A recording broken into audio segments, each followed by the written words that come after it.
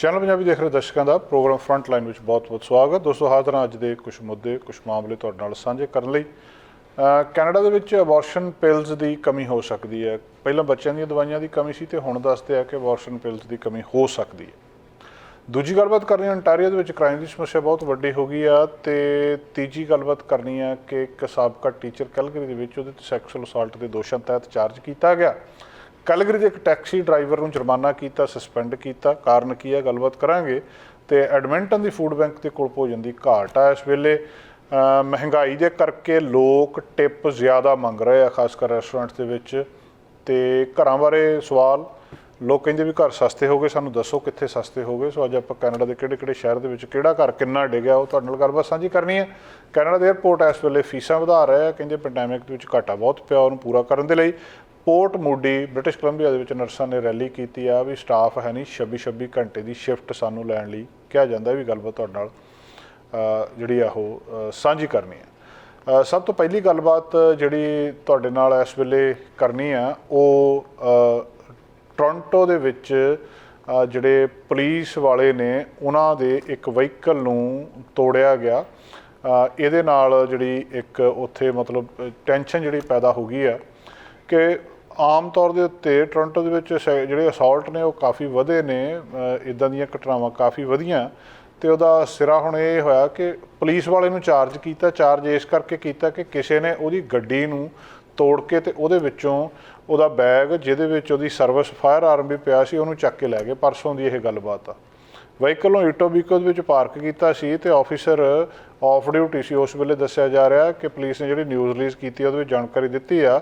ਅਤੇ ਇੱਕ ਇਹਨੂੰ ਜਿਹੜਾ ਡਿਟੈਕਟਿਵ ਕਾਂਸਟੇਬਲ ਆ, ਇਹ 50 ਸਾਲਾ, ਇਹਨੂੰ ਚਾਰਜ ਕੀਤਾ ਅਤੇ ਇਹਨੂੰ ਫੜ ਲਿਆ ਉਹਨਾਂ ਨੇ ਵੀ ਜਿਹੜੀ ਤੂੰ ਆਪਣਾ ਹਥਿਆਰ ਹੀ ਨਹੀਂ ਸਾਂਭ ਸਕਦਾ, ਵੀ ਤੇਰਾ ਹਥਿਆਰ ਹੀ ਕੋਈ ਚੱਕ ਕੇ ਲੈ ਗਿਆ ਤਾਂ ਫਿਰ ਤੂੰ ਲੋਕਾਂ ਦੀ ਰੱਖਿਆ ਕੀ ਕਰਨੀ ਆ। ਅਤੇ ਲਾਅ ਨੂੰ ਇਨਫੋਰਸ ਕਿਸ ਤਰੀਕੇ ਦੇ ਨਾਲ ਕਰਨਾ, ਜਿਹੜੀ ਕੇਅਰਲੈਸ ਸਟੋਰੇਜ ਆਫ ਫਾਇਰ ਆਰਮ ਅਤੇ ਕੇਅਰਲੈਸ ਸਟੋਰੇਜ ਆਫ ਐਮੂਨੇਸ਼ਨ, ਇਹਦੇ ਤਹਿਤ ਉਹਨੂੰ ਚਾਰਜ ਕੀਤਾ ਗਿਆ। ਅਤੇ ਦੂਜਾ ਤੁਸੀਂ ਇਹ ਅੰਦਾਜ਼ਾ ਲਾ ਲਓ ਵੀ ਜੇ ਪੁਲਿਸ ਵਾਲਿਆਂ ਦੀ ਗੱਡੀ ਤੋੜ ਕੇ ਕੋਈ ਹੁਣ ਹਥਿਆਰ ਚੱਕਣ ਲੱਗ ਪਿਆ ਅਤੇ ਫਿਰ ਲਾਅ ਐਂਡ ਆਰਡਰ ਦੀ ਕਿਹੋ ਜਿਹੀ ਸਿਚੁਏਸ਼ਨ ਹੋਊਗੀ ਇਸ ਥਾਂ ਦੇ ਉੱਤੇ।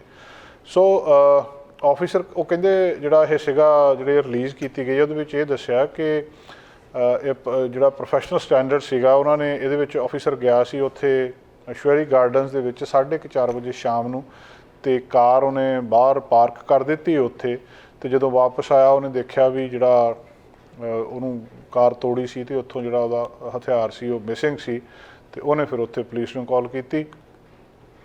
6 ਮਾਰਚ ਨੂੰ ਟੋਰਾਂਟੋ ਦੇ ਵਿੱਚ ਕੋਰਟ ਦੇ ਵਿੱਚ ਇਹਦੀ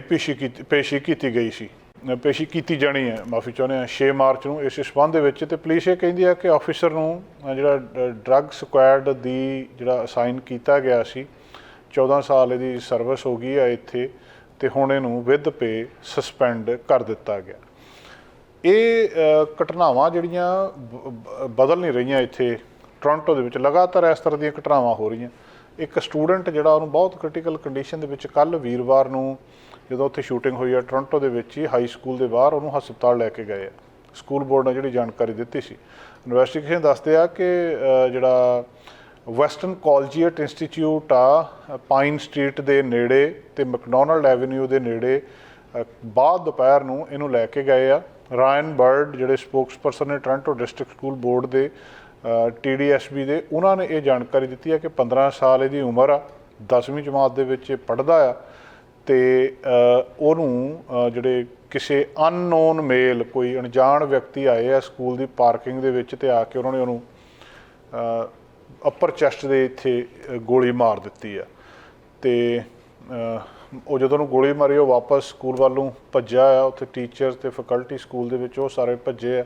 ਬਾਅਦ ਦੇ ਵਿੱਚ ਉਹਨੇ ਪੁਲਿਸ ਨੂੰ ਕਾਲ ਕੀਤਾ, ਹਸਪਤਾਲ ਦੇ ਵਿੱਚ ਲੈ ਕੇ ਗਏ ਆ। ਹਾਲਤ ਕ੍ਰਿਟੀਕਲ ਦੱਸੀ ਜਾ ਰਹੀ ਆ। ਹੁਣ ਤੱਕ ਦੀਆਂ ਖਬਰਾਂ ਤੱਕ ਲਾਈਫ ਥ੍ਰੈਟਨਿੰਗ ਇੰਜਰੀਜ਼ ਆ ਅਤੇ ਹੋਰ ਕੋਈ ਕਿਸੇ ਨੂੰ ਜਿਹੜੀ ਆ ਇੰਜਰੀ ਨਹੀਂ ਹੋਈ। ਅਤੇ ਜਿਹੜੇ ਸਸਪੈਕਟ ਨੇ ਉਹ ਵੀ ਅਨਨੋਨ ਡਾਇਰੈਕਸ਼ਨ ਦੇ ਵਿੱਚ ਚਲੇ ਗਏ, ਜਿਹੜੇ ਪਤਾ ਨਹੀਂ ਲੱਗਿਆ ਕਿੱਧਰਲੇ ਪਾਸੇ ਨੂੰ ਗਏ ਆ। ਪੁਲਿਸ ਲੱਭ ਰਹੀ ਆ। ਹੁਣ ਇਹ ਟਾਰਗੇਟਡ ਸ਼ੂਟਿੰਗ ਸੀ, ਕੀ ਇਹਦੇ ਵਿੱਚ ਹੋਇਆ ਜਾਂ ਕੀ ਗੱਲਬਾਤ ਸੀ, ਉਹ ਕਹਿੰਦੇ ਪੁਲਿਸ ਕਹਿੰਦੀ ਨਾ ਅਸੀਂ ਇਹਨੂੰ ਕਨਫਰਮ ਕਰ ਸਕਦੇ ਹਾਂ ਨਾ ਡਿਨਾਈ ਕਰ ਸਕਦੇ ਹਾਂ।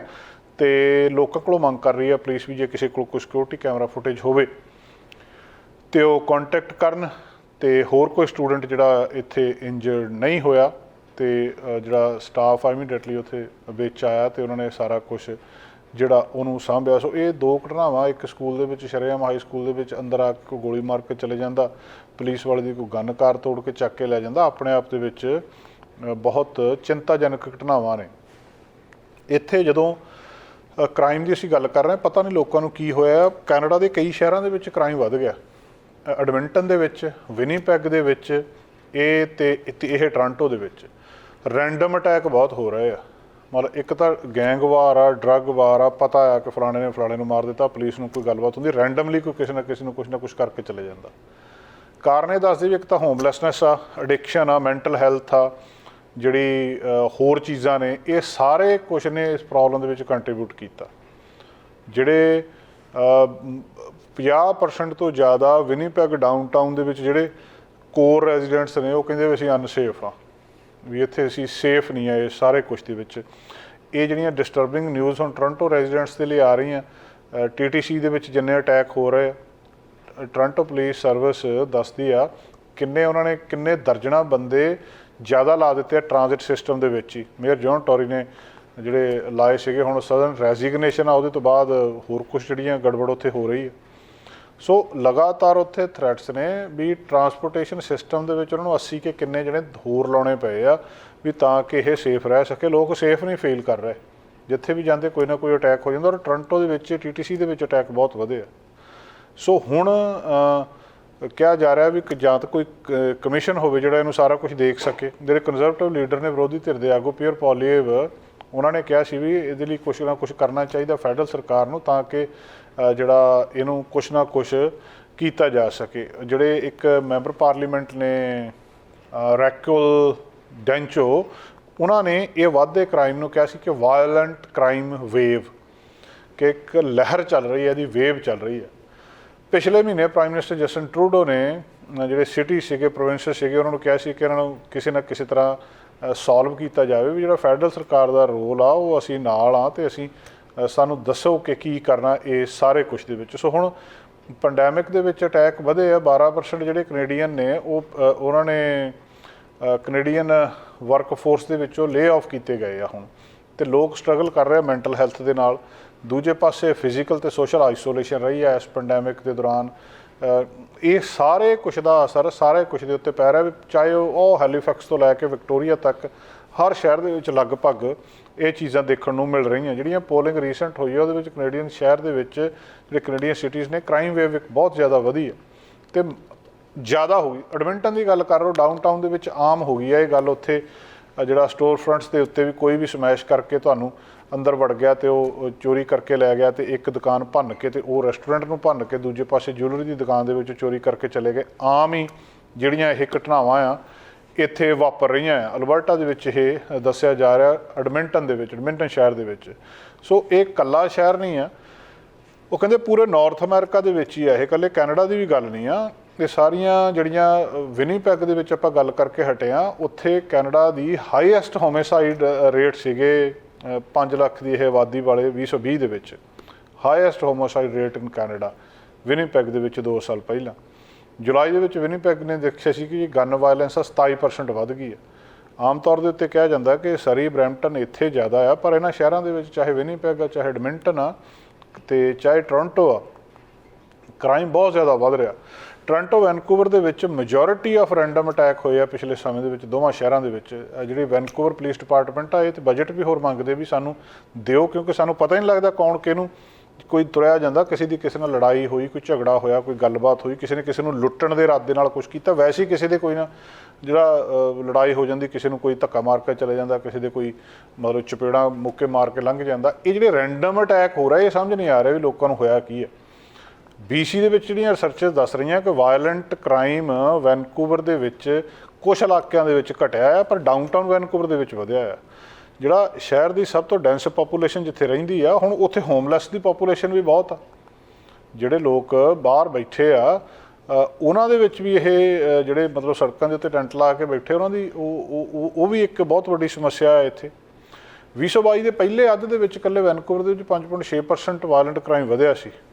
ਅਤੇ ਸੋ ਇਹ ਸਾਰੇ ਸ਼ਹਿਰਾਂ ਦੀ ਸਮੱਸਿਆ ਹੈ। ਟੋਰਾਂਟੋ ਦੇ ਵਿੱਚ ਵੀ ਇਹ ਇਸ ਵੇਲੇ ਜ਼ਿਆਦਾ ਵੱਧ ਰਿਹਾ ਹੈ। ਕੁਛ ਨਾ ਕੁਛ ਇਹਦਾ ਕੀਤਾ ਜਾਣਾ ਚਾਹੀਦਾ, ਨਹੀਂ ਤਾਂ ਕਿਤੇ ਨਾ ਕਿਤੇ ਗੱਲਬਾਤ ਹੱਥੋਂ ਨਿਕਲ ਸਕਦੀ ਆ ਅਤੇ ਇਹਦਾ ਜਿਹੜਾ ਹੱਲ ਆ ਪੁਲਿਸ ਨੂੰ ਕੋਈ ਨਾ ਕੋਈ ਕਰਨਾ ਚਾਹੀਦਾ ਆ। ਔਰ ਇਸ ਤਰ੍ਹਾਂ ਦੀਆਂ ਖਬਰਾਂ ਸਕੂਲ ਦੇ ਵਿੱਚ ਕਿਸੇ ਨੂੰ ਕੋਈ ਸ਼ਰੇਆਮ ਮਤਲਬ ਅੰਦਰ ਵੜ ਕੇ ਤੇ ਗੋਲੀ ਮਾਰ ਕੇ ਚਲਿਆ ਜਾਵੇ ਜਾਂ ਕਿਸੇ ਪੁਲਿਸ ਵਾਲੇ ਦੀ ਗੱਡੀ ਭੰਨ ਕੇ ਕੋਈ ਉਹਦਾ ਹਥਿਆਰ ਚੱਕ ਕੇ ਲੈ ਜਾਵੇ, ਇਹ ਆਪਣੇ ਆਪ ਦੇ ਵਿੱਚ ਬਹੁਤ ਚਿੰਤਾ ਵਾਲੀਆਂ ਖਬਰਾਂ ਨੇ।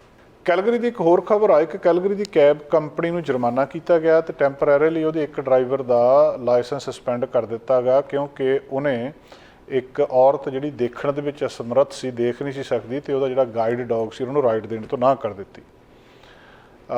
ਕਿਮ ਕਿਲਪਸਟਿਕ ਇਹ ਓਟਵਾ ਦੀ ਰਹਿਣ ਵਾਲੀ ਸੀ ਅਤੇ ਇੱਥੇ ਕੈਲਗਰੀ ਦੇ ਵਿੱਚ ਆਈ ਸੀ ਆਪਣੇ ਗਾਈਡ ਡੌਗ ਦਾ ਨਾਂ ਜਿੰਜਰ ਦੱਸਿਆ ਜਾ ਰਿਹਾ ਉਹਦੇ ਨਾਲ, ਅਤੇ ਸ਼ੋਅ ਉਹਨੇ ਪਰਫੋਰਮ ਕਰਨਾ ਸੀ ਡਾਊਨਟਾਊਨ ਦੇ ਵਿੱਚ ਜਿੱਥੇ ਉਹ ਇਸ ਗਾਈਡ ਡੌਗ ਦੇ ਨਾਲ ਰਹਿੰਦੀ ਆ। ਅਤੇ ਉਹ ਕਹਿੰਦੀ ਬੜਾ ਸ਼ੌਕਿੰਗ ਐਕਸਪੀਰੀਅੰਸ ਸੀਗਾ ਮੇਰੇ ਲਈ, ਅਤੇ ਜਦੋਂ ਕਿ ਉਹਨੂੰ ਕਾਰ ਦੇ ਵਿੱਚ ਡੌਗ ਦੇ ਨਾਲ ਬੈਠਣ ਨਹੀਂ ਦਿੱਤਾ ਗਿਆ, ਅਤੇ ਮਤਲਬ ਜਿੱਥੇ ਉਹਨੂੰ ਕਾਰ ਨੂੰ ਉਹਨੇ ਟੈਕਸੀ ਨੂੰ ਲਿਜਾਣ ਦੇ ਲਈ ਕਿਹਾ ਉਹਨੂੰ ਲੈ ਕੇ ਨਹੀਂ ਦਿੱਤੇ ਗਏ। ਐਪ ਯੂਜ਼ ਕੀਤੀ, ਟੈਕਸੀ ਬੁੱਕ ਕੀਤੀ ਲਾਸਟ ਸੰਡੇ, ਅਤੇ ਉੱਥੇ ਜਿਹੜਾ ਲੰਚ ਬਾਕਸ ਥੀਏਟਰ ਆ ਉੱਥੋਂ ਲੈ ਕੇ ਜਿਹੜਾ ਕੈਲਗਰੀ ਦੇ ਬਿਲਕੁਲ ਕੈਲਗਰੀ ਟਾਵਰ ਦੇ ਬਿਲਕੁਲ ਪੈਰਾਂ ਦੇ ਵਿੱਚ ਆ, ਅਤੇ ਡਰਾਈਵਰ ਉੱਥੇ ਪਹੁੰਚ ਗਿਆ ਅਤੇ ਉਹ ਕਹਿੰਦਾ ਵੀ ਜਿਹੜਾ ਡੌਗ ਆ ਇਹ ਟੈਕਸੀ ਦੇ ਵਿੱਚ ਅਲਾਊਡ ਨਹੀਂ ਆ, ਕਿਉਂਕਿ ਉਹ ਨਹੀਂ ਚਾਹੁੰਦਾ ਵੀ ਡੌਗ ਜਿਹੜਾ ਉਹ ਟੈਕਸੀ ਦੇ ਅੰਦਰ ਬੈਠੇ, ਅਤੇ ਉਹ ਕਹਿੰਦੇ ਵੀ ਇਹਨੂੰ, ਪਰ ਉਹ ਔਰਤ ਕਹਿੰਦੀ ਵੀ ਇਲੀਗਲ ਆ, ਮੇਰੇ ਸਰਵਿਸ ਡੌਗ ਨੂੰ ਤੁਸੀਂ ਨਾ ਨਹੀਂ ਕਰ ਸਕਦੇ, ਅਤੇ ਡਰਾਈਵਰ ਕਹਿੰਦਾ ਵੀ ਉਹਨੂੰ ਤੂੰ ਟਰੰਕ ਦੇ ਵਿੱਚ ਬਿਠਾ ਦੇ, ਅਤੇ ਉਹ ਮਤਲਬ ਇੱਦਾਂ ਨਹੀਂ ਕੀਤਾ, ਅਤੇ ਇਹਦੇ ਤੋਂ ਬਾਅਦ ਉਹਨੇ ਕੈਂਸਲ ਕਰ ਦਿੱਤੀ ਰਾਈਡ। ਫਿਰ ਹੋਰ ਟੈਕਸੀ ਲਈ ਅਤੇ ਉਸੇ ਕੰਪਨੀ ਦੀ, ਉੱਥੇ ਉਹਨੂੰ ਕੋਈ ਇਸ਼ੂ ਨਹੀਂ ਆਇਆ, ਅਤੇ ਉਹਨੇ ਕੰਪਲੇਂਟ ਕੀਤੀ ਫਿਰ ਇਹ ਦੱਸ ਕੇ ਵੀ ਆਹ ਕੀਤਾ ਗਿਆ ਅਤੇ ਵੀ ਮੇਰੇ ਨਾਲ ਆਹ ਕੁਛ ਹੋਇਆ। ਹੁਣ ਇਸ ਸਾਰੇ ਕੁਛ ਦੇ ਵਿੱਚ ਜਿਹੜੀ ਉੱਥੇ ਕੈਲਗਰੀ ਦੀ ਇਹ ਕੈਬ ਕੰਪਨੀ ਆ, ਉਹਨਾਂ ਨੇ ਇੰਸੀਡੈਂਟ ਤੋਂ ਬਾਅਦ ਜਿਹੜਾ ਉਹਦਾ ਸਸਪੈਂਡ ਕੀਤਾ ਗਿਆ ਅਤੇ ਫਾਈਨ ਵੀ ਕੀਤਾ ਗਿਆ। ਉਹ ਕਹਿੰਦੇ ਹੋਣਾ ਨਹੀਂ ਸੀ ਚਾਹੀਦਾ ਜੋ ਕੁਛ ਹੋ ਗਿਆ ਆ, ਅਤੇ ਇਸ ਮਾਮਲੇ ਦੇ ਵਿੱਚ ਹੁਣ ਉਹਨਾਂ ਨੇ ਜਿਹੜੀ ਆ ਮਾਫੀ ਵੀ ਮੰਗੀ ਆ, ਅਤੇ ਡਰਾਈਵਰ ਨੂੰ $700 ਫਾਈਨ ਕੀਤਾ ਗਿਆ, ਅਤੇ ਉਹਨੂੰ ਦੁਬਾਰਾ ਜਿਹੜੀ ਆ ਇਨ ਆਫਿਸ ਟ੍ਰੇਨਿੰਗ ਵੀ ਦਿੱਤੀ ਜਾਣੀ ਆ, ਅਤੇ ਉਹਦੀ ਸਸਪੈਂਸ਼ਨ ਵੀ ਕੀਤੀ ਗਈ ਆ, ਅਤੇ ਵੱਖ-ਵੱਖ ਜਿਹੜੀਆਂ ਇਹਨਾਂ ਦੇ ਰਾਈਟਸ ਨੇ, ਜਿਹੜੇ ਪ੍ਰੋਟੈਕਸ਼ਨ ਆ ਉਹਨਾਂ ਨੂੰ ਇਹ ਦਿੱਤੀ ਜਾ ਰਹੀ ਆ, ਔਰ ਜਿਹੜੇ ਖਾਸ ਕਰ ਦੇਖਣ ਤੋਂ ਅਸਮਰੱਥ ਲੋਕ ਨੇ ਉਹਨਾਂ ਨੂੰ ਖਾਸ ਤੌਰ ਦੇ ਉੱਤੇ ਪ੍ਰੋਟੈਕਸ਼ਨ ਦੀ ਗੱਲਬਾਤ ਵੀ ਇਸ ਸਮੇਂ ਦੇ ਉੱਤੇ ਕੀਤੀ ਜਾ ਰਹੀ ਹੈ, ਅਤੇ ਇਹਦੇ ਨਾਲ ਲੱਗਦਾ ਹੈ ਕਿ ਭਵਿੱਖ ਦੇ ਵਿੱਚ ਘੱਟੋ ਘੱਟ ਕੋਈ ਇਸ ਤਰ੍ਹਾਂ ਦੀ ਸਮੱਸਿਆ ਨਹੀਂ ਆਊ। ਅਗਲੀ ਖਬਰ ਐਡਮਿੰਟਨ ਤੋਂ ਆ। ਐਡਮਿੰਟਨ ਦੇ ਵਿੱਚ ਫੂਡ ਬੈਂਕ ਇਸ ਵੇਲੇ ਪੂਰੇ ਸਟ੍ਰੈਚ ਹੋਏ ਪਏ ਨੇ, ਕਿਉਂਕਿ ਫੂਡ ਉਹਨਾਂ ਕੋਲ ਹੈ ਨਹੀਂ। ਫੂਡ ਬੈਂਕ ਲੋੜਵੰਦਾਂ ਨੂੰ ਫੂਡ ਦਿੰਦੇ ਆ ਜਿਹੜੇ ਮੁਸ਼ਕਿਲ ਦੇ ਵਿੱਚ ਹੁੰਦੇ ਆ, ਜਿਨ੍ਹਾਂ ਕੋਲ ਪੈਸੇ ਹੈ ਨਹੀਂ ਰੋਟੀ ਪਾਣੀ ਖਾਣ ਦੇ ਲਈ, ਉਹਨਾਂ ਫੂਡ ਬੈਂਕਾਂ ਦੇ ਵਿੱਚ ਜਾਂਦੇ ਆ, ਪੱਕੇ ਹੀ ਜਾਂਦੇ ਆ। ਫੂਡ ਬੈਂਕਾਂ ਨੂੰ ਪਤਾ ਹੁੰਦਾ ਇੰਨੇ ਬੰਦੇ ਸਾਡੇ ਕੋਲ ਰਜਿਸਟਰਡ ਨੇ, ਇਹਨਾਂ ਨੇ ਆਉਣਾ ਅਤੇ ਰੋਟੀ ਪਾਣੀ ਉਹਨਾਂ ਨੇ ਲੈਣਾ ਆ। ਹੁਣ ਹੋ ਕੀ ਰਿਹਾ ਆ ਕਿ ਪਿੱਛੋਂ ਫੂਡ ਬੈਂਕ ਦੇ ਕੋਲ ਡੋਨੇਸ਼ਨ ਘੱਟ ਗਈ ਕਿਉਂਕਿ ਮਹਿੰਗਾਈ ਬਹੁਤ ਆ। ਮਹਿੰਗਾਈ ਦੇ ਵਿੱਚ ਉਹਨਾਂ ਕੋਲ ਪਿੱਛੋਂ ਡੋਨੇਸ਼ਨ ਨਹੀਂ ਆ ਰਹੀ, ਜਿਹੜਾ ਉਹ ਫੂਡ ਖਰੀਦਦੇ ਸੀ ਉਹ ਮਹਿੰਗਾ ਹੋ ਗਿਆ, ਗਰੋਸਰੀ ਅੱਗੇ ਉਹ ਮਹਿੰਗੀ ਆ, ਇਸ ਕਰਕੇ ਸਟ੍ਰੈਚ ਹੋ ਗਏ ਇਸ ਕੁਛ ਦੇ ਵਿੱਚ, ਅਤੇ ਉਹਨਾਂ ਨੇ ਉਹ ਫੂਡ ਜਿਹੜਾ ਫਿਰ ਲੋਕਾਂ ਨੂੰ ਦਿੰਦੇ ਆ ਉਹਨੂੰ ਘਟਾਉਣਾ ਸ਼ੁਰੂ ਕਰ ਦਿੱਤਾ। ਹੈਂਪਰ ਪ੍ਰੋਗਰਾਮ ਉਹਨਾਂ ਦਾ, ਜਿਹਦੇ ਵਿੱਚ ਹੁਣ ਮੰਗ ਲਗਾਤਾਰ ਵੱਧ ਰਹੀ ਹੈ, ਪਿੱਛੋਂ ਸਪਲਾਈ ਉਹਨਾਂ ਦੇ ਕੋਲ ਓਨੀ ਹੈ ਨਹੀਂ, ਅਤੇ ਕੀਤਾ ਉਹਨੇ ਕੀ ਕਿ ਉਹਨੂੰ ਘਟਾਉਣਾ ਸ਼ੁਰੂ ਕਰ ਦਿੱਤਾ। ਐਡਮਿੰਟਨ ਦੇ ਵਿੱਚ ਰਹਿਣ ਵਾਲੇ ਜਿਹੜੇ ਇਹ ਹੈਂਪਰ ਪ੍ਰੋਗਰਾਮ ਆ, ਉਹ ਮੈਕਸੀਮਮ 3 ਬਾਕਸਿਸ ਫੂਡ ਦੇ 1 ਮਹੀਨੇ ਦੇ ਲਈ ਉਹਨਾਂ ਨੂੰ ਦਿੱਤੇ ਜਾਣਗੇ। ਇਹ ਫੂਡ ਬੈਂਕ ਪਹਿਲਾਂ 4 ਬਾਕਸਿਸ ਦਿੰਦੀ ਸੀ, ਹੁਣ ਇਹਨਾਂ ਨੇ 3 ਕਰ ਦਿੱਤੇ। ਜਿਹੜੀ ਨਵੀਂ ਲਿਮਿਟ ਆ ਇਹਦੇ ਲਈ ਉਹ ਕਹਿੰਦੇ ਸਾਡੇ ਕੋਲ ਰੀਜ਼ਨ ਆ ਕਿ ਉਹਨਾਂ ਨੇ ਆਪਣੀ ਵੈਬਸਾਈਟ ਦੇ ਉੱਤੇ ਬਹੁਤ ਡਿਟੇਲਡ ਰੀਜ਼ਨ ਦਿੱਤਾ ਆ ਕਿ ਜਿਹੜੇ ਲੋਕ ਆ ਉਹਨਾਂ ਦੀ ਗਿਣਤੀ ਵੱਧ ਗਈ ਆ ਜਿਹੜੇ ਇਹ ਸਰਵਿਸ ਲੈਣਾ ਚਾਹੁੰਦੇ ਆ, ਅਤੇ ਹੁਣ ਇਸ ਕਰਕੇ ਉਹ ਕਹਿੰਦੇ ਕਰੰਚ ਆ ਸਾਡੇ ਕੋਲ, ਅਸੀਂ ਉਹਨਾਂ ਫੂਡ ਪਿੱਛੋਂ ਨਹੀਂ ਲਿਆ ਰਹੇ, ਅਤੇ ਅਸੀਂ ਇਹਨੂੰ ਨਿਊਟ੍ਰੀਸ਼ਨ ਨੂੰ ਦੇਖ ਰਹੇ ਹਾਂ ਕਿ ਕਿੱਦਾਂ ਫੈਮਲੀਜ਼ ਤੱਕ ਜਾਣਾ ਆ, ਅਤੇ ਇਹ ਜਿਹੜੇ ਪਰਿਵਾਰ ਆ ਕਿੱਦਾਂ ਉਹਨਾਂ ਨੂੰ ਫੂਡ ਦਿੱਤਾ ਜਾਣਾ। 2022 ਦੇ ਐਂਡ ਤੱਕ ਫੂਡ ਬੈਂਕ ਲਗਭਗ 35,000 ਲੋਕਾਂ ਨੂੰ ਮਹੀਨੇ ਦੇ ਵਿੱਚ ਇਹ ਹੈਂਪਰ ਪ੍ਰੋਗਰਾਮ ਦੇ ਤਹਿਤ ਫੂਡ ਦਿੰਦੀ ਸੀ, 35,000 ਨੂੰ ਐਂਡ ਆਫ 2022 ਦੇ। ਸੋ ਹੁਣ ਉਹਦੇ ਵਿੱਚ ਜਿਹੜਾ ਫਰਕ ਪੈ ਰਿਹਾ ਆ ਕਿ ਸਾਡੇ ਕੋਲ ਉਹ ਕਹਿੰਦੇ ਹੈ ਨਹੀਂ ਫੂਡ, ਅਤੇ ਸਾਨੂੰ ਸਰਵਿਸਿਜ਼ ਨੂੰ ਘੱਟ ਕਰਨਾ ਪੈ ਰਿਹਾ। ਲਗਾਤਾਰ ਅਸੀਂ ਪਿਛਲੇ ਲੰਬੇ ਸਮੇਂ ਤੋਂ ਇਹ ਖਬਰਾਂ ਤੁਹਾਡੇ ਨਾਲ ਸਾਂਝੀਆਂ ਕਰਦੇ ਆਏ ਹਾਂ ਕਿ ਫੂਡ ਬੈਂਕਸ ਲਗਾਤਾਰ ਬੇਨਤੀ ਕਰ ਰਹੀਆਂ ਸਾਨੂੰ ਡੋਨੇਸ਼ਨ ਚਾਹੀਦੀ ਹੈ, ਸਾਨੂੰ ਫੂਡ ਚਾਹੀਦਾ ਆ, ਸਾਨੂੰ ਕੋਈ ਨਾ ਕੋਈ ਹੈਲਪ ਚਾਹੀਦੀ ਹੈ। ਇਕੱਲੇ ਇਹ ਐਡਮਿੰਟਨ ਦੀ ਗੱਲ ਨਹੀਂ, ਪੂਰੇ ਕੈਨੇਡਾ ਦੇ ਵਿੱਚ ਹੀ ਇਹ ਸਮੱਸਿਆ ਆਈ ਸੀ ਅਤੇ ਹੁਣ ਉਹਦਾ ਨਤੀਜਾ ਇਹ ਸਾਡੇ ਸਾਹਮਣੇ ਆ ਕਿ ਜਦੋਂ ਉਹਨਾਂ ਕੋਲ ਦੇਣ ਲਈ ਕੁਛ ਨਹੀਂ, ਲੈਣ ਵਾਲੇ ਮੋਹਰੇ ਬੈਠੇ ਨੇ ਅਤੇ ਉਹਨਾਂ ਨੇ ਕੁਦਰਤੀ ਆ ਵੀ ਉਹਦੀ ਜਿਹੜਾ ਉਹਨੂੰ ਰਿਡਿਊਸ ਕਰ ਦੇਣਾ। ਜਿੱਥੇ 4 ਡੱਬੇ ਦਿੰਦੇ ਸੀ, ਹੁਣ ਉਹਨਾਂ ਨੇ 3 ਦੇਣੇ ਸ਼ੁਰੂ ਕਰ ਦਿੱਤੇ ਆ। ਅਲਬਰਟਾ ਸਰਕਾਰ ਨੇ ਕਮਿਟ ਕੀਤਾ $20 ਮਿਲੀਅਨ ਫੂਡ ਬੈਂਕਸ ਨੂੰ ਪੂਰੇ ਪ੍ਰੋਵਿੰਸ ਦੇ ਵਿੱਚ ਪਿਛਲੇ ਸਾਲ। ਇਸ ਸਾਲ ਉਹ ਕਹਿੰਦੇ ਉਹਨਾਂ ਨੇ ਜਿਹੜਾ $2,80,000 ਐਡਮਿੰਟਨ ਫੂਡ ਬੈਂਕ ਦੇ ਲਈ ਆਇਆ ਅਤੇ ਉਹਦੇ ਨਾਲ ਜਿਹੜੀ ਫੂਡ ਦੀ ਸਪਲਾਈ ਹੈ ਗਰੋਸਰੀਜ਼ ਦੀ 1 ਮਹੀਨੇ ਦੇ ਲਈ ਜਿਹੜੀ ਉਹ ਚੱਲਣੀ। ਉਹ ਕਹਿੰਦੇ ਅਸੀਂ ਦੇਖਦੇ ਹਾਂ ਕਿ $2,80,000 ਇੱਕ ਔਰਗੇਨਾਈਜੇਸ਼ਨ ਦੇ ਲਈ ਜਿਹੜੀ ਲੋਕਾਂ ਨੂੰ ਦੇ ਰਹੇ ਆ, ਇਹ ਮਤਲਬ ਓਨਾ ਨਹੀਂ ਆ। ਉਹ ਸਰਕਾਰ ਨੂੰ ਉਹ ਕਹਿੰਦੇ ਅਸੀਂ ਕਿਹਾ ਕਿ ਸਾਨੂੰ ਹੋਰ ਸਪੋਰਟ ਦਿਓ ਤਾਂ ਕਿ ਅਸੀਂ ਫੂਡ ਬੈਂਕਸ ਜਿਹੜੇ ਆ ਲੋਕਾਂ ਨੂੰ ਹੋਰ ਮਦਦ ਕਰ ਸਕਣ। ਅਤੇ ਜਿਹੜੀ ਹੁਣ ਰੌਲਾ ਉੱਥੇ ਆ ਕਿ ਕਾਸਟ ਆਫ ਗਰੋਸਰੀ, ਉਹਦੀ ਟਰਾਂਸਪੋਰਟੇਸ਼ਨ, ਉਹ ਸਾਰਾ ਕੁਛ ਆ ਉਹਦੇ ਉੱਤੇ ਅਸਰ ਪਿਆ ਅਤੇ ਇਹਦਾ ਅਸਰ ਹੁਣ ਇਹਨਾਂ ਫੂਡ ਬੈਂਕਸ ਦੇ ਉੱਤੇ ਵੀ ਪੈਣਾ ਅਤੇ ਅਲਟੀਮੇਟਲੀ ਜਿਹੜੇ ਫਿਰ ਗਰੀਬ ਲੋਕ ਆ ਜਿਹੜੇ ਇੱਥੇ ਆ ਕੇ ਜਾਂਦੇ ਆ ਅਤੇ ਫੂਡ ਲੈਂਦੇ ਆ, ਉਹਨਾਂ ਦੇ ਉੱਤੇ ਸਿੱਧਾ ਅਸਰ ਪੈ ਰਿਹਾ ਆ। ਸੋ ਲੌਂਗ ਟਰਮ ਸੋਲੂਸ਼ਨ ਹੋਣੇ ਚਾਹੀਦੇ ਕਿ ਕੋਲੈਬੋਰੇਸ਼ਨ ਜਾਂ ਪਰਮਾਨੈਂਟ ਸੋਲੂਸ਼ਨ ਹੋਣੇ ਚਾਹੀਦੇ ਆ ਇਹਦੇ, ਕਿ ਮਤਲਬ ਹੁਣ ਫੂਡ ਬੈਂਕ ਵਾਲੇ ਵੀ ਕਹਿ ਰਹੇ ਕਿ ਇਹਦਾ ਹੱਲ ਇਹ ਨਹੀਂ ਕਿ ਸਾਨੂੰ ਤੁਸੀਂ ਫੂਡ ਡੋਨੇਸ਼ਨ ਹੋਰ ਦਿਓ ਜਾਂ ਸਰਕਾਰਾਂ ਸਾਨੂੰ ਫੰਡਿੰਗ ਦੇਣ, ਕਿਸੇ ਨਾ ਕਿਸੇ ਤਰ੍ਹਾਂ ਉਹਨਾਂ ਲੋਕਾਂ ਨੂੰ ਉੱਤੇ ਚੁੱਕੋ ਜਿਹੜੇ ਗਰੀਬੀ ਦੇ ਵਿੱਚ ਆ, ਜਿਹੜੇ ਫੂਡ ਬੈਂਕ ਦੇ ਉੱਤੇ ਡਿਪੈਂਡ ਹੀ ਕਿਉਂ ਕਰ ਰਹੇ ਆ। ਉਹ ਜਿਹੜਾ ਵੀ ਉਹਨਾਂ ਦਾ ਰੀਜ਼ਨ ਆ ਕਿ ਉਹਨਾਂ ਨੂੰ ਪੂਰਾ ਫੂਡ ਨਹੀਂ ਮਿਲ ਰਿਹਾ, ਉਹਨਾਂ ਦੀ ਹਾਲਤ ਸੁਧਾਰੋ ਅਤੇ ਫੂਡ ਬੈਂਕਾਂ ਦੀ ਲੋੜ ਨਹੀਂ ਰਹੂਗੀ।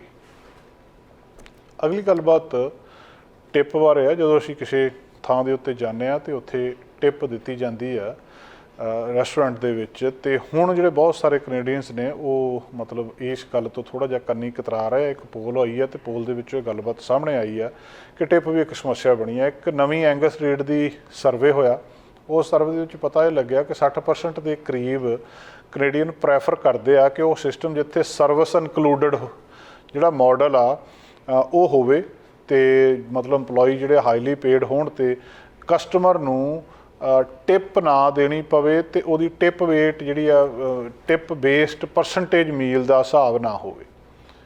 ਸਰਵੇ ਦੇ ਵਿੱਚ ਇਹ ਪਤਾ ਲੱਗਾ ਕਿ ਕੈਨੇਡੀਅਨਸ ਨੂੰ ਹੁਣ ਜ਼ਿਆਦਾ ਟਿਪ ਦੇ ਲਈ ਪੁੱਛਿਆ ਜਾਣਾ ਸ਼ੁਰੂ ਹੋ ਗਿਆ ਅਤੇ ਇੱਥੋਂ ਤੱਕ ਕਿ ਕਈ ਥਾਵਾਂ ਦੇ ਉੱਤੇ 30% ਟਿਪ ਦੀ ਆਪਸ਼ਨ ਵੀ ਦਿੱਤੀ ਜਾ ਰਹੀ ਹੈ। ਹਾਲਾਂਕਿ ਟਿਪ ਜ਼ਰੂਰੀ ਨਹੀਂ ਆ, ਪਰ ਇੱਥੋਂ ਦੇ ਸ਼ਿਸ਼ਟਾਚਾਰ ਦੇ ਵਿੱਚ ਇਹ ਇਨਕਲੂਡਡ ਆ ਅਤੇ ਉਹ ਵੀ ਇੱਕ ਹੁਣ ਇਸ ਵੇਲੇ ਵੱਧਦੀ ਮਹਿੰਗਾਈ ਦੇ ਵਿੱਚ ਸਮੱਸਿਆ ਬਣ ਰਹੀ ਹੈ। ਮਤਲਬ ਲੋਕਾਂ ਨੂੰ ਜ਼ਿਆਦਾ ਹੁਣ ਪਹਿਲਾਂ ਨਾਲੋਂ ਜ਼ਿਆਦਾ ਟਿਪ ਬਾਰੇ ਪੁੱਛਿਆ ਜਾ ਰਿਹਾ ਹੈ ਅਤੇ ਹਮੇਸ਼ਾ ਜਿੱਥੇ ਉਹ ਪਹਿਲਾਂ ਜਾਂਦੇ ਸੀ ਲੋਕ ਆਮ ਤੌਰ ਦੇ ਉੱਤੇ ਇੱਦਾਂ ਨਹੀਂ ਹੁੰਦਾ ਸੀ। ਇਹਨੂੰ ਹੁਣ ਟਿਪ ਕਰੀਪ ਦਾ ਨਾਂ ਦਿੱਤਾ ਜਾ ਰਿਹਾ। ਜਿੱਦਾਂ ਅਸੀਂ ਗ੍ਰੀਡਫਲੇਸ਼ਨ ਕਹਿੰਦੇ ਆ ਜਾਂ ਹੋਰ ਇਨਫਲੇਸ਼ਨ ਦੇ ਨਾਲ ਕਈ ਟਰਮਸ ਆ ਗਈਆਂ, ਇਹ ਟਿਪ ਕਰੀਪ ਇੱਕ ਨਵੀਂ ਟਰਮ ਜਿਹੜੀ ਆ ਜਾਂ ਇਹਨੂੰ ਵਰਤਿਆ ਜਾ ਰਿਹਾ। 5 ਦੇ ਵਿੱਚੋਂ 4 ਜਣੇ, ਜਿਹਦਾ ਮਤਲਬ 83% ਲੋਕਾਂ ਨੇ ਕਿਹਾ ਕਿ ਹੁਣ ਕਈ ਥਾਵਾਂ ਹੋ ਗਈਆਂ ਜਿੱਥੋਂ ਸਾਡੇ ਕੋਲੋਂ ਟਿਪ ਮੰਗੀ ਜਾ ਰਹੀ ਹੈ, ਔਰ ਕਈ ਵਾਰੀ 3/4 ਸਾਰੇ ਰੀਜਨਸ ਦੇ ਵਿੱਚ ਅਤੇ ਡੈਮੋਗ੍ਰਾਫਸ ਦੇ ਵਿੱਚ ਜਿਹੜੀ ਸਟੱਡੀ ਦੱਸ ਰਹੀ ਹੈ।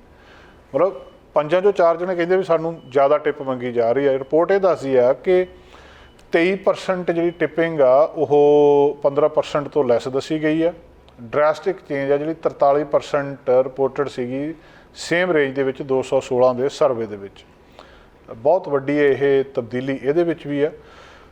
ਦੁਨੀਆ ਹੁਣ ਦੁਬਾਰਾ ਬੈਕ ਟੂ ਨਾਰਮਲ ਆਉਣੀ ਸ਼ੁਰੂ ਹੋਈ ਆ, ਜਿਹਦੇ ਵਿੱਚ ਰੈਸਟੋਰੈਂਟ ਪਹਿਲਾਂ ਬੰਦ ਸੀਗੇ ਅਤੇ ਹੌਲੀ ਹੌਲੀ ਹੁਣ ਸਾਰਾ ਕੁਝ ਖੁੱਲ੍ਹਿਆ। ਕੋਵਿਡ-19 ਤੋਂ ਬਾਅਦ ਪਤਾ ਇਹ ਲੱਗਿਆ ਕਿ ਕੈਨੇਡੀਅਨਸ ਜਿਹੜੇ ਆਊਟ ਆਫ ਸਿੰਪਥੀ ਜਾਂ ਐਕਸਾਈਟਮੈਂਟ ਦੇ ਵਿੱਚ ਜ਼ਿਆਦਾ ਟਿਪ ਦੇ ਰਹੇ ਸੀ ਜਦੋਂ ਇਹ ਸਾਰਾ ਕੁਝ ਸਾਹਮਣੇ ਆਇਆ, ਖੁੱਲ੍ਹਿਆ। ਐਂਗਸ ਰੀਡ ਦਾ ਸਰਵੇ ਇਹ ਵੀ ਦੱਸਦਾ ਆ ਕਿ ਜਿਹੜੇ ਕੈਨੇਡੀਅਨਸ ਨੇ ਉਹ ਹਜੇ ਵੀ ਟਿਪ ਦੇ ਰਹੇ ਆ, ਰਿਗਾਰਡਲੈਸ ਇਸ ਗੱਲ ਦੇ ਕਿ ਕੀ ਹੈਗੇ ਆ ਸਟੈਂਡਰਡ। 20% ਟਿਪ ਜਿਹੜੀ ਆਮ ਤੌਰ ਦੇ ਉੱਤੇ ਮੰਨੀ ਜਾ ਰਹੀ ਹੈ। 20% ਕੈਨੇਡੀਅਨਸ 20% ਤੋਂ ਜ਼ਿਆਦਾ ਟਿਪ ਦੇ ਰਹੇ ਆ ਅਤੇ ਜਿਹੜਾ 8% 2016 ਦੇ ਵਿੱਚ ਹੁੰਦੀ ਸੀ। ਇਹ ਵੀ ਇੱਕ ਵੱਖਰੀ ਗੱਲਬਾਤ ਸਾਹਮਣੇ ਆਈ ਆ। ਸੋ ਹੁਣ ਜਿਹੜੀ ਰੀਜ਼ਨ ਆ ਇਸ ਟਿਪਿੰਗ ਦੇ ਪਿੱਛੇ ਉਹ ਸਰਵਿਸ ਨਹੀਂ ਰਹਿ ਗਈ।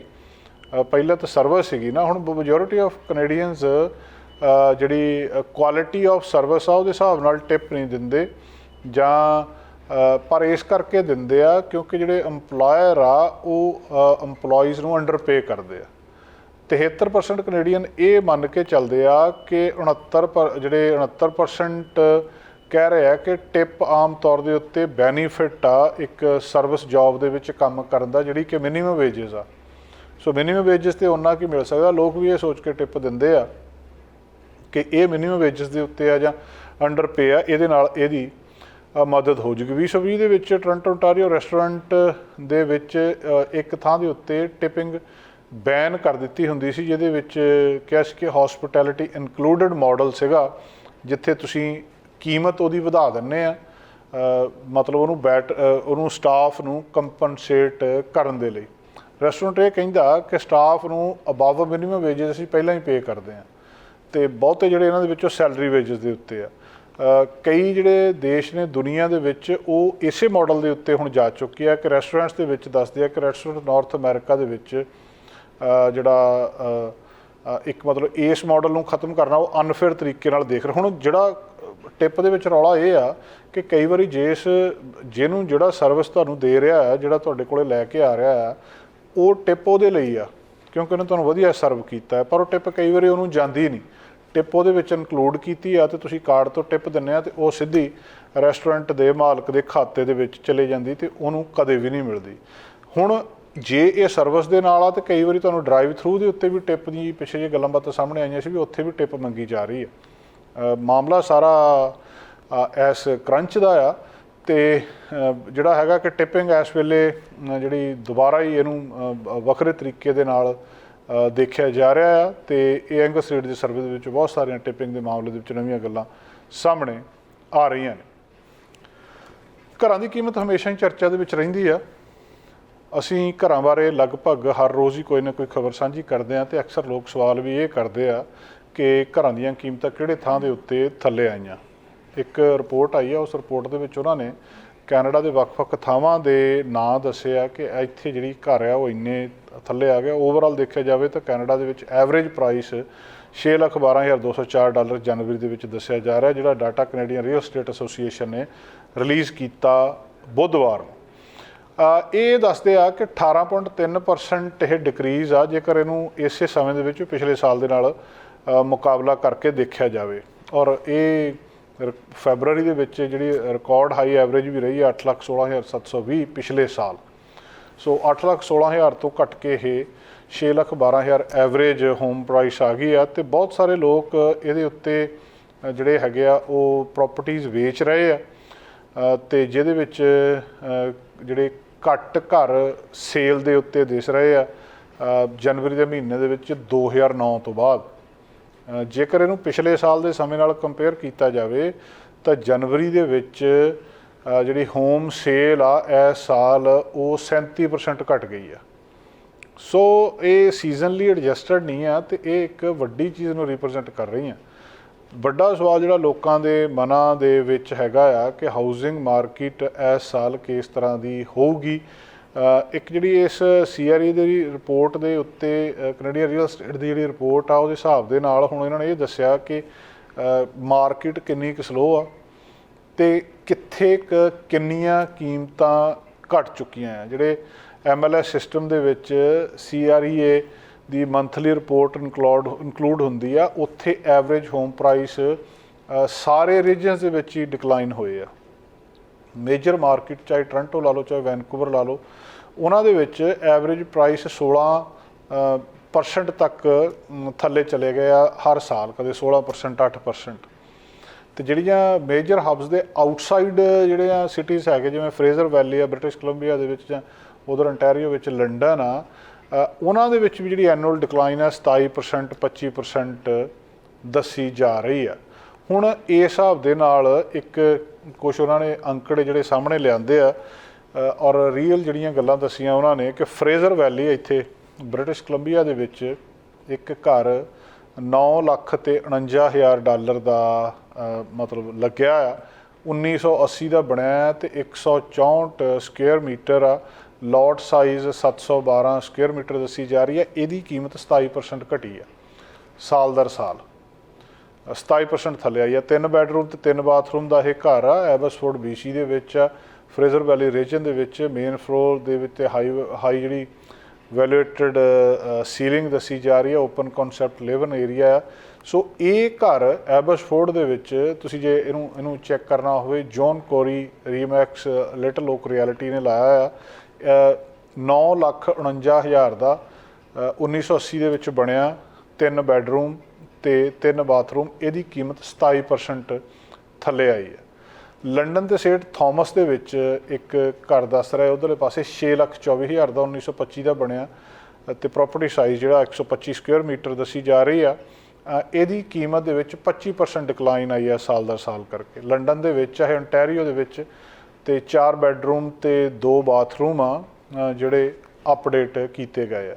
ਹੁਣ ਉਹਦੇ ਨਾਲ ਹੀ ਨਿਆਗਰਾ ਰੀਜਨ ਆ। ਨਿਆਗਰਾ ਰੀਜਨ ਦੇ ਵਿੱਚ ਕੋਂਡੋ ਟਾਊਨ ਹਾਊਸ ਆ 6,85,000 ਦਾ 2006 ਦੇ ਵਿੱਚ ਬਣਿਆ, 150 ਸਕੁਅਰ ਮੀਟਰ ਇਹਦਾ ਸਾਈਜ਼ ਆ ਤੇ 25% ਇਹਦੀ ਕੀਮਤ ਥੱਲੇ ਆਈ ਆ। 2006 ਦੇ ਵਿੱਚ ਬਣਿਆ, 2 ਬੈਡਰੂਮ 3 ਬਾਥਰੂਮ ਦਾ ਘਰ ਨਿਆਗਰਾ ਫਾਲਜ਼ ontario ਦੇ ਵਿੱਚ। ਸੋ ਇੱਥੋਂ ਤੁਸੀਂ ਅੰਦਾਜ਼ਾ ਲਾ ਸਕਦੇ ਹੋ ਵੀ ਇਹ ਕੀਮਤਾਂ ਥੱਲੇ ਆਈਆਂ। ਜੇ ਇਹਨਾਂ 'ਚ 25% 27% ਤੁਸੀਂ ਜੋੜ ਲਓ ਤਾਂ ਅੰਦਾਜ਼ਾ ਲਾ ਸਕਦੇ ਹੋ ਕਿ ਕਿਸੇ ਵੇਲੇ ਇਹਦੀ ਕੀਮਤ ਕਿੱਥੇ ਸੀਗੀ। ਰਜਾਈਨਾ ਦੇ ਵਿੱਚ ਇੱਕ ਅਪਾਰਟਮੈਂਟ 3,44,000 ਦਾ 2005 ਦੇ ਵਿੱਚ ਬਣਿਆ, 117 ਸਕੁਅਰ ਮੀਟਰ ਦਾ, 13% ਇਹਦੀ ਕੀਮਤ ਥੱਲੇ ਆਈ ਹੈ। 118 ਸਕੁਅਰ ਮੀਟਰ ਦੇ ਲਗਭਗ 12ਵੀਂ ਫਲੋਰ ਦੇ ਉੱਤੇ ਇਹ ਅਪਾਰਟਮੈਂਟ ਆ, ਜਿਹਦੇ 'ਚ 2 ਬੈਡਰੂਮ ਆ ਤੇ 2 ਬਾਥਰੂਮ ਆ, ਓਪਨ ਕਿਚਨ ਆ। BC ਦੇ ਵਿੱਚ ਵਿਕਟੋਰੀਆ ਵਾਲੇ ਪਾਸੇ ਆ ਜਾਓ, ਇੱਥੇ ਇੱਕ ਕੋਂਡੋ ਟਾਊਨ ਹਾਊਸ 9,50,000 ਦਾ ਲੱਗਿਆ, 2017 ਦੇ ਵਿੱਚ ਬਣਿਆ, 159 ਸਕੁਅਰ ਮੀਟਰ ਦਾ ਸਾਈਜ਼ ਆ ਤੇ 10% ਇਹਦੀ ਕੀਮਤ ਥੱਲੇ ਆਈ ਦੱਸੀ ਜਾ ਰਹੀ ਆ।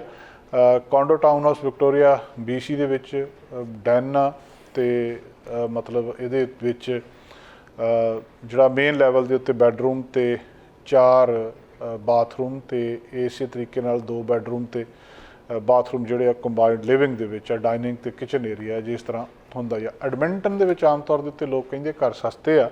ਇੱਥੇ ਇੱਕ ਅਪਾਰਟਮੈਂਟ $4 ਲੱਖ ਦਾ, $3,98,500 ਦਾ 1930 ਦਾ ਬਣਿਆ ਆ ਤੇ 106 ਸਕੁਅਰ ਮੀਟਰ ਇਹਦਾ ਸਾਈਜ਼ ਦੱਸਦੇ ਆ। ਇਹਦੀ ਕੀਮਤ 6.7% ਘਟੀ ਹੈ ਈਅਰ ਓਵਰ ਈਅਰ।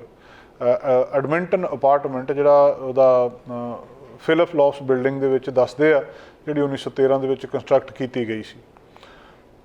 ਯੂਨਿਟ ਜਿਹੜਾ ਓਪਨ ਕਨਸੈਪਟ ਫਲੋਰ ਪੈਨ ਵਾਲਾ ਆ। ਇਸੇ ਤਰ੍ਹਾਂ ਸੇਂਟ ਜੌਨਸ ਦੇ ਵਿੱਚ ਜਿਹੜਾ ਘਰ ਆ 2,99,000 ਦਾ ਦੱਸਿਆ ਜਾ ਰਿਹਾ, 1953 ਦੇ ਵਿੱਚ ਬਣਿਆ, 171 ਸਕੁਅਰ ਮੀਟਰ ਦਾ, 6.6% ਇਹਦੀ ਕੀਮਤ ਥੱਲੇ ਆਈ ਦੱਸੀ ਜਾ ਰਹੀ ਹੈ। ਮੌਂਟਰੀਅਲ ਦੇ ਵਿੱਚ ਇੱਕ ਅਪਾਰਟਮੈਂਟ $4,99,000 ਦਾ ਦੱਸਿਆ ਜਾ ਰਿਹਾ ਹੈ, ਜਿਹੜਾ 2005 ਦਾ ਬਣਿਆ ਆ ਤੇ ਹਰ ਸ਼ਹਿਰ ਦੇ ਵਿੱਚ ਜਿਹੜੀ ਕੀਮਤ ਆ ਉਹ ਥੱਲੇ ਆ ਰਹੀ ਆ। ਵਿਨੀਪੈਗ ਦੇ ਵਿੱਚ ਕੋਂਡੋ ਜਿਹੜਾ ਟਾਊਨ ਹਾਊਸ ਆ 3,99,000 ਦਾ ਤੇ 1986 ਦੇ ਵਿੱਚ ਬਣਿਆ ਆ, ਇਹਦੀ 5.7% ਕੀਮਤ ਥੱਲੇ ਆਈ ਹੈ। ਸੋ ਕਿਸੇ ਵੀ ਥਾਂ ਦੇ ਉੱਤੇ ਕੀਮਤਾਂ ਬਿਨਾਂ ਸ਼ੱਕ ਥੱਲੇ ਆਈਆਂ, ਪਰ ਕੀ ਇਹ ਹੋਰ ਥੱਲੇ ਆਉਂਦੀਆਂ ਆ ਜਾਂ ਕਿੱਥੇ ਕੁ ਜਾ ਕੇ ਇਹ ਰੁਕਦੀਆਂ ਆ, ਇਹ ਗੱਲ ਦੇਖਣ ਵਾਲੀ ਹੋਏਗੀ। ਅਗਲੀ ਖਬਰ ਦੋਸਤੋ 에ਅਰਪੋਰਟਸ ਦੇ ਨਾਲ ਸੰਬੰਧਿਤ ਆ। ਏਅਰਪੋਰਟਸ ਨੇ ਮਿਲੀਅਨਸ ਆਫ ਡਾਲਰਸ ਦਾ ਨੁਕਸਾਨ ਹੋਇਆ ਪੈਂਡੈਮਿਕ ਦੇ ਵਿੱਚ, ਕਿਉਂਕਿ ਲੋਕ ਬਾਹਰ ਨਹੀਂ ਨਿਕਲ ਰਹੇ ਸੀ ਤੇ ਹਵਾਈ ਸਫ਼ਰ ਲਗਭਗ ਬੰਦ ਸੀ। ਹੁਣ ਇੱਕ ਜਿਹੜਾ ਇਹਨਾਂ ਦੇ ਉੱਤੇ ਯੂਜ਼ਰ ਪੇ ਸਿਸਟਮ ਜਨਰੇਟ ਕੀਤਾ ਜਾ ਰਿਹਾ ਕਿ ਕਿਸੇ ਨਾ ਕਿਸੇ ਤਰ੍ਹਾਂ ਰੈਵਨਿਊ ਜਿਹੜਾ ਆ ਸਕੇ ਤੇ ਜਿਹਦੇ ਵਿੱਚ ਪੈਸੰਜਰ ਤੋਂ ਲੈ ਕੇ ਫਿਊਲ ਤੋਂ ਲੈ ਕੇ ਏਅਰਕ੍ਰਾਫਟ ਫੀਸ ਵੀ ਇਨਕਲੂਡ ਕੀਤੀ ਗਈ ਹੈ। ਟ੍ਰੈਫਿਕ ਦੇ ਵਿੱਚ ਕਿਉਂਕਿ ਡਿਕਲਾਈਨ ਆ ਗਿਆ ਸੀ ਪੈਂਡੈਮਿਕ ਦੇ ਵਿੱਚ, ਲੋਕ ਜ਼ਿਆਦਾ ਇੰਨਾ ਟਰੈਵਲ ਨਹੀਂ ਕਰ ਰਹੇ ਸੀ, ਤਾਂ ਹੁਣ ਉਹਦੇ ਵਿੱਚ ਜਿਹੜੇ ਇਹਨੂੰ ਮੈਨੇਜ ਕਰਨ ਦੇ ਲਈ, ਉਹਨੂੰ ਪੂਰਾ ਕਰਨ ਦੇ ਲਈ ਕੁਝ ਫੀਸਾਂ ਦੇ ਵਿੱਚ ਵਾਧਾ ਕੀਤਾ ਜਾ ਰਿਹਾ ਹੈ। Airport improvement fee, passenger facility fee, ਇਹਦੇ ਵਿੱਚ ਕਿਸੇ ਨਾ ਕਿਸੇ ਤਰ੍ਹਾਂ ਉਹਨਾਂ ਏਅਰਪੋਰਟ ਨੂੰ ਅਪਗ੍ਰੇਡ ਕਰਨ ਦੇ ਲਈ, ਮੇਨਟੇਨੈਂਸ ਕਰਨ ਦੇ ਲਈ ਤੇ EMPLOYEES ਦੀ ਸੈਲਰੀ ਦੇ ਲਈ ਯੂਜ਼ ਕੀਤਾ ਜਾ ਰਿਹਾ। ਕਈ ਥਾਵਾਂ ਦੇ ਉੱਤੇ ਇਹਨਾਂ ਫੀਸਾਂ ਨੂੰ ਡੈਟ ਪੇ ਕਰਨ ਦੇ ਲਈ ਵੀ ਵਰਤਿਆ ਜਾ ਰਿਹਾ ਤੇ ਇਹ ਏਅਰਪੋਰਟ ਦੇ ਜਿਹੜੇ ਰੈਂਟ ਨੇ, ਕਿਉਂਕਿ ਐਕਚੁਅਲੀ ਉਹਨਾਂ ਨੂੰ ਇੱਕ ਰੈਂਟ ਫੈਡਰਲ ਸਰਕਾਰ ਨੂੰ ਵੀ ਦੇਣਾ ਪੈਂਦਾ ਹਰ ਸਾਲ, ਉਹਨੂੰ ਵੀ ਪੂਰਾ ਕੀਤਾ ਜਾਣ ਦਾ ਯਤਨ ਕੀਤੇ ਜਾ ਰਹੇ ਆ। ਟੋਰਾਂਟੋ ਪੀਅਰਸਨ ਇੰਟਰਨੈਸ਼ਨਲ ਏਅਰਪੋਰਟ ਨੇ ਇੰਪਰੂਵਮੈਂਟ ਫੀਸ ਚਾਰਜ ਜਿਹੜੇ ਆ ਉਹ ਡਿਪਾਰਟਿੰਗ ਪੈਸੰਜਰਸ ਦੇ ਲਈ ਜਨਵਰੀ 1 ਤੋਂ $30 ਤੋਂ ਵਧਾ ਕੇ $35 ਕਰ ਦਿੱਤੇ ਆ।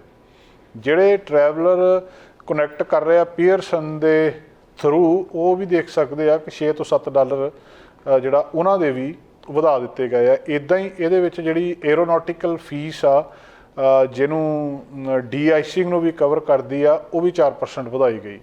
ਰਜਾਈਨਾ ਇੰਟਰਨੈਸ਼ਨਲ ਏਅਰਪੋਰਟ ਦੇ ਉੱਤੇ 1 ਅਪ੍ਰੈਲ ਤੋਂ ਉਹ ਵਾਧਾ ਕਰ ਰਿਹਾ ਇਹਦੇ ਵਿੱਚ, ਜਿਹੜਾ ਵੀ ਕੋਈ ਫਲਾਈ ਕਰ ਰਿਹਾ ਇਸ ਏਅਰਪੋਰਟ ਤੋਂ ਬਾਹਰ, ਤੇ ਉਹਨਾਂ ਨੂੰ ਵੀ ਜਿਹੜੀ ਫੈਸਿਲਿਟੀ ਫੀ ਆ $30 ਤੱਕ, $20 ਤੋਂ ਹੁਣ ਵਧਾ ਕੇ $30 ਤੱਕ ਕੀਤੀ ਜਾ ਸਕਦੀ ਹੈ। ਫੋਰਟ ਮੈਕਮਰੀ ਇੰਟਰਨੈਸ਼ਨਲ ਏਅਰਪੋਰਟ ਅਲਬਰਟਾ ਦੇ ਵਿੱਚ ਉਹ ਵੀ ਰਿਵਿਊ ਕਰ ਰਿਹਾ ਇਸ ਵੇਲੇ ਕਿ ਏਅਰਪੋਰਟ ਇੰਪਰੂਵਮੈਂਟ ਫੀਸ ਨੂੰ ਕਿੰਨਾ ਵਧਾਇਆ ਜਾਵੇ, ਤੇ ਇਹਨੂੰ ਉਹ ਸੋਚ ਰਹੇ ਆ ਕਿ $40 ਜਿਹੜਾ ਦੇਸ਼ ਦੇ ਵਿੱਚ ਸ਼ਾਇਦ ਸਭ ਤੋਂ ਜ਼ਿਆਦਾ ਆ, ਉੱਥੇ ਤੱਕ ਉਹ ਕਰਨ ਬਾਰੇ ਵਿਚਾਰ ਕਰ ਰਹੇ ਆ। ਉਹ ਕਹਿੰਦੇ ਸਾਡੇ ਕੋਲ ਹੋਰ ਕੋਈ ਵੀ ਰਸਤਾ ਨਹੀਂ ਆ ਕਿ ਅਸੀਂ ਪੈਸਾ ਲਿਆ ਸਕੀਏ, ਚਾਹੇ ਉਹ ਵੈਨਕੂਵਰ ਆ ਚਾਹੇ ਟੋਰੰਟੋ ਆ। ਇੱਕੋ ਇੱਕ ਗੱਲਬਾਤ ਸੋਚੀ ਜਾ ਰਹੀ ਹੈ ਕਿ ਕਿਸੇ ਨਾ ਕਿਸੇ ਤਰ੍ਹਾਂ ਇੱਥੇ ਜ਼ਿਆਦਾ ਜਿਹੜਾ ਰੈਵਨਿਊ ਆਵੇ ਤਾਂ ਕਿ ਜਿਹੜਾ ਪਹਿਲਾ ਘਾਟਾ ਹੈ ਉਹਨੂੰ ਪੂਰਾ ਕੀਤਾ ਜਾ ਸਕੇ। ਅਗਲੀ ਖਬਰ ਦੋਸਤੋ ਪੋਰਟ ਮੂਡੀ ਤੋਂ ਆ। ਪੋਰਟ ਮੂਡੀ ਬ੍ਰਿਟਿਸ਼ ਕੋਲੰਬੀਆ ਦੇ ਵਿੱਚ, ਤੇ ਇੱਥੇ ਨਰਸਾਂ ਨੇ ਇੱਕ ਰੈਲੀ ਕੀਤੀ ਆ ਕੱਲ੍ਹ ਵੀਰਵਾਰ ਬਾਅਦ ਦੁਪਹਿਰ ਨੂੰ, ਤਾਂ ਕਿ ਲੋਕਾਂ ਦਾ ਧਿਆਨ ਇੱਧਰਲੇ ਪਾਸੇ ਜਾ ਸਕੇ ਜਿਹੜੇ ਸੰਕਟ ਦੇ ਵਿੱਚੋਂ ਕੈਨੇਡਾ ਦੇ ਵਿੱਚ ਇਸ ਵੇਲੇ ਨਰਸਿਸ ਜਾ ਰਹੀਆਂ। ਸਾਡਾ ਕੰਸਰਨ ਉਹ ਕਹਿੰਦੇ ਆ ਕਿ ਈਗਲ ਰਿਜ ਹਸਪੀਟਲ ਦੇ ਵਿੱਚ, ਔਰ ਲਗਭਗ ਇਹ ਚੀਜ਼ ਲਗਭਗ ਸਾਰੀਆਂ ਹੈਲਥ ਕੇਅਰ ਫੈਸਿਲਿਟੀਜ਼ ਪ੍ਰੋਵਿੰਸ ਦੇ ਵਿੱਚ ਲਾਗੂ ਹੁੰਦੀ ਆ। BC ਨਰਸਿਸ ਯੂਨੀਅਨ ਦੇ ਲੀਡਰਾਂ ਨੇ ਗੱਲਬਾਤ ਦੱਸੀ ਆ ਕਿ ਸਟਾਫ ਬਹੁਤ ਘੱਟ ਆ, ਜਿਹਦਾ ਅਸਰ ਇਹਨਾਂ ਨਰਸਾਂ ਦੀ ਫਿਜ਼ੀਕਲ ਤੇ ਮੈਂਟਲ ਹੈਲਥ ਦੇ ਉੱਤੇ ਪੈ ਰਿਹਾ ਆ, ਤੇ ਪੇਸ਼ੈਂਟਸ ਦੇ ਲਈ ਉਹਨਾਂ ਕੋਲੋਂ ਉਨੀ ਚੰਗੀ ਤਰ੍ਹਾਂ ਕੇਅਰ ਨਹੀਂ ਹੋਊਗੀ। ਉਹ ਇਹ ਕਹਿ ਰਹੇ ਆ ਕਿ ਇਹ ਕੰਸਰਨ ਜਿਹੜਾ ਹੈਗਾ ਇਹਨੂੰ ਬਾਰ-ਬਾਰ ਇਹਨਾਂ ਨੇ ਚੱਕਿਆ ਆ, ਤੇ ਪਰ ਇਹਨਾਂ ਨੂੰ ਸੁਣ ਕੋਈ ਨਹੀਂ ਰਿਹਾ। ਜਿਹੜੀ ਯੂਨੀਅਨ ਦੀ ਵਾਈਸ ਪ੍ਰੈਜ਼ੀਡੈਂਟ ਆ, ਉਹਨੇ ਵੀ ਇਹ ਗੱਲਬਾਤ ਦੱਸੀ ਕਿ ਅਸੀਂ ਕਈ ਵਾਰੀ ਇਹ ਗੱਲ ਲੋਕਾਂ ਨੂੰ ਕਹਿ ਚੁੱਕੇ ਹਾਂ ਕਿ ਇਸ ਪਬਲਿਕ ਹੈਲਥ ਕੇਅਰ ਸਿਸਟਮ ਦੇ ਵਿੱਚ ਕਿਹਾ ਇਹ ਜਾਂਦਾ ਕਿ ਕਿਉਂਕਿ ਇਹ ਸਾਰਾ ਕੁਝ ਦੱਸ ਨਹੀਂ ਸਕਦੀਆਂ ਕਿ ਜੋ ਹਾਲਤ ਅਸਲ ਦੇ ਵਿੱਚ ਅੰਦਰ ਇਹਨਾਂ ਦੀ ਹੋ ਰਹੀ ਹੈ। ਜਿਹੜੀ ਕਮਿਊਨਿਟੀ ਬੇਸਡ ਨਰਸਿਸ ਨੇ ਹਸਪੀਟਲ ਦੇ ਵਿੱਚ ਕੰਮ ਕਰਦੀਆਂ, ਉਹ ਕਈ ਵਾਰੀ ਸੱਚੀ ਗੱਲ ਵੀ ਨਹੀਂ ਦੱਸ ਸਕਦੀਆਂ ਕਿਉਂਕਿ ਉਹ ਡਿਸਿਪਲਿਨਡ ਨੇ। ਤੇ ਹੁਣ ਇਸ ਗੱਲ ਦਾ ਜਵਾਬ ਕੀ ਆ, ਜਿਹੜੀ BCNU ਆ ਉਹਨਾਂ ਨੇ ਕਲੇਮ ਕੀਤਾ ਕਿ ਐਮਰਜੈਂਸੀ ਡਿਪਾਰਟਮੈਂਟ ਈਗਲ ਰਿਜ ਦੇ ਵਿੱਚ ਅੱਧੇ ਕਾਮਿਆਂ ਦੇ ਨਾਲ ਕੰਮ ਕਰ ਰਿਹਾ, ਮਤਲਬ ਜਿੰਨੀਆਂ ਨਰਸਿਸ ਉੱਥੇ ਚਾਹੀਦੀਆਂ ਉਹਦੇ ਤੋਂ ਅੱਧੀਆਂ ਹੈ ਤੇ ਉਹਦੇ ਨਾਲ ਹੀ ਕੰਮ ਕਰ ਰਹੀਆਂ। ਤੇ ਉਹਨਾਂ ਨੂੰ ਉਹਦੇ ਵਿੱਚੋਂ ਵੀ ਜਿਹੜੀਆਂ ਕੁਆਰਟਰ ਨੇ ਉਹ ਨੇ ਜਿਹੜੀਆਂ ਸ਼ਿਫਟ ਕੰਟਰੈਕਟਡ ਨੇ ਫੋਰ ਪ੍ਰੋਫਿਟ ਜਿਹੜੀ ਸਟਾਫਿੰਗ ਏਜੰਸੀਜ਼ ਆ ਉਹਨਾਂ ਤੋਂ। ਜਿਹੜਾ ਪੌਪ ਅਪ ਸਿਸਟਮ ਆ ਉਹਦੇ ਨਾਲ ਕੰਮ ਚਲਾਇਆ ਜਾ ਰਿਹਾ। 26 ਘੰਟੇ ਦੀ ਸ਼ਿਫਟ ਵੀ ਕਰਨੀ ਪੈ ਰਹੀ ਆ ਤਾਂ ਕਿ ਹਸਪਤਾਲ ਦੇ ਵਿੱਚ ਡਿਸਰਪਸ਼ਨ ਨਾ ਹੋਵੇ। ਜਿਹੜੇ ਫਰੇਜ਼ਰ ਹੈਲਥ ਆ ਉਹ ਕਹਿੰਦੇ ਬਹੁਤ ਜ਼ਿਆਦਾ ਇਸ ਵੇਲੇ ਸੰਕਟ ਦੇ ਵਿੱਚੋਂ ਲੰਘ ਰਿਹਾ। ਐਮਰਜੈਂਸੀ ਡਿਪਾਰਟਮੈਂਟ ਦੇ ਵਿੱਚ ਮਤਲਬ ਇੰਟਰਮਿਟੈਂਟ ਕਲੋਜ਼ਰਸ ਹੋ ਰਹੇ ਆ ਜਿਹੜੇ ਕਿ ਖਤਰਨਾਕ ਨੇ। ਮਤਲਬ ਕਦੇ ਇੱਕ ਲੋਕੇਸ਼ਨ ਦੇ ਉੱਤੇ ਕਹਿ ਦਿੱਤਾ ਜਾਂਦਾ ਕਿ ਆਹ ਬੰਦ ਹੋ ਗਏ, ਕਦੇ ਦੂਜੀ ਲੋਕੇਸ਼ਨ ਦੇ ਉੱਤੇ ਕਹਿ ਦਿੱਤਾ ਜਾਂਦਾ ਵੀ ਆਹ ਵੀਕਐਂਡ ਦੇ ਉੱਤੇ ਬੰਦ ਆ। ਸੋ ਬਹੁਤ ਵੱਡਾ ਸੰਕਟ, ਜਿੰਨੀਆਂ ਨਰਸਿਸ ਚਾਹੀਦੀਆਂ ਉਹ ਤੋਂ ਅੱਧੀਆਂ ਨੇ ਤੇ ਉਹਦੇ ਨਾਲ ਕੰਮ ਚਲਾਇਆ ਜਾ ਰਿਹਾ। ਤੇ ਲਗਭਗ ਇਹੀ ਹਾਲ ਬਾਕੀ ਥਾਵਾਂ ਦੇ ਉੱਤੇ ਦੱਸਿਆ ਜਾ ਰਿਹਾ ਆ। ਤੇ ਇਹ ਸਿੱਧੀ ਇੱਕ ਮਤਲਬ ਕਈ ਵਾਰੀ ਬਲੇਮ ਗੇਮ ਵੀ ਚੱਲਦੀ ਹੈ। ਹੈਲਥ ਮਿਨਿਸਟਰ ਰੇਡੀਅਨ ਡਿਕਸ ਨੇ ਲਗਾਤਾਰ ਡਿਨਾਈ ਕੀਤਾ ਹੈ ਕਿ ਹੈਲਥ ਕੇਅਰ ਵਰਕਰਸ ਨੂੰ ਮਤਲਬ ਜਾਣ ਬੁੱਝ ਕੇ ਉਹਨਾਂ ਨੂੰ ਬਾਹਰੋਂ ਬੋਲਣ ਦੇ ਲਈ ਰੋਕਿਆ ਜਾ ਰਿਹਾ ਕਿ ਜਿਹੜਾ ਉੱਥੇ ਦਾ ਟੌਕਸਿਕ ਵਰਕ ਪਲੇਸ ਆ ਜਾਂ ਵਰਕਿੰਗ ਕੰਡੀਸ਼ਨਸ ਹੈਗੀਆਂ ਆ। ਪਰ ਫਿਰ ਵੀ ਇਹਨਾਂ ਨੇ ਇਕੱਠੇ ਹੋ ਕੇ ਗੱਲਬਾਤ ਕੀਤੀ ਹੈ। ਸੰਕਟ ਇਹਨਾਂ ਦੇ ਲਈ ਹੈਗਾ ਹੈ ਤੇ ਜਿਹੜੀ BC ਨਰਸਿਸ ਯੂਨੀਅਨ ਆ ਉਹ ਵੀ ਨੈਗੋਸ਼ੀਏਟਿੰਗ ਦੇ ਪ੍ਰੋਸੈਸ ਦੇ ਵਿੱਚੋਂ ਇਸ ਵੇਲੇ ਲੰਘ ਰਹੀ ਆ। ਤੇ ਇਹ ਵੀ ਆ ਕਿ ਇੱਕ ਬਹੁਤ ਵੱਡਾ ਇਹ ਕੰਸਰਨ ਆ ਹੈਲਥ ਕੇਅਰ ਸਟਾਫ ਸ਼ਾਰਟੇਜ ਦਾ। ਦੋਸਤੋ ਇਹਦੇ ਨਾਲ ਅੱਜ ਦਾ ਪ੍ਰੋਗਰਾਮ ਇੱਥੇ ਸਮਾਪਤ ਕਰਦੇ ਹਾਂ ਤੇ ਆਪਾਂ ਮੰਗਲਵਾਰ ਫਿਰ ਤੁਹਾਡੇ ਨਾਲ ਹੁਣ ਮੁਲਾਕਾਤ ਕਰਾਂਗੇ। ਸਾਡਾ ਹਰ ਇੱਕ ਪ੍ਰੋਗਰਾਮ ਦੇਖਣ ਤੇ ਸਾਡੇ ਨਾਲ ਜੁੜਨ ਲਈ ਸਬਸਕ੍ਰਾਈਬ ਕਰੋ ਚੈਨਲ ਪੰਜਾਬੀ ਤੇ ਨੋਟੀਫਿਕੇਸ਼ਨ ਲਈ ਬੈਲ ਆਈਕਨ ਵਾਲੇ ਬਟਨ ਤੇ ਕਲਿੱਕ ਕਰੋ।